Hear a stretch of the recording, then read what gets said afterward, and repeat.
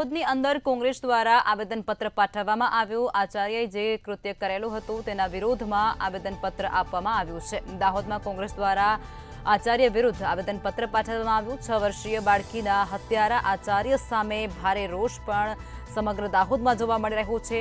6 વર્ષીય બાળકીના હત્યારા આચાર્યને ફાંસીની સજા કરવામાં આવે તેવી માંગ પણ લોકો દ્વારા થઈ રહી છે। આચાર્ય આરએસએસ તેમજ બીએસપી સાથે સંકળાયેલો હતો તેવી પણ વિગતો બહાર આવી હતી। દેવગઢ બારિયા મામલતદારને આવેદનપત્ર આપી અને ખાસ પ્રકારે રજૂઆત તેમના દ્વારા કરવામાં આવી છે અને આચાર્યને વહેલી તકે ફાંસીની સજા મળે તેવી માંગ પણ કરી છે।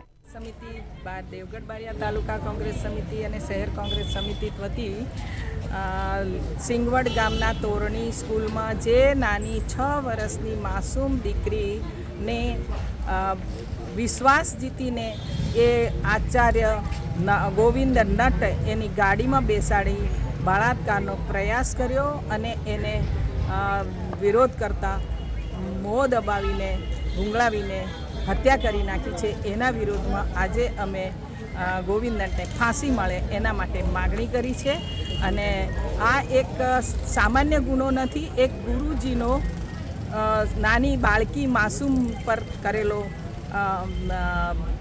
પ્રયાસ છે, જે બળાત્કારનો પ્રયાસ અને એની હત્યા કરી છે। એટલે બહુ ગંભીર ગુનો છે, મા બાપે મૂકેલા વિશ્વાસનો ઘાત છે। એટલે અમે એને ગોવિંદ નટને ફાંસીની માગણી કરી છે। આપનું નામ? ડૉક્ટર પ્રભા કિશોર તાવિયાડ, એક્સ MP દાહોદ।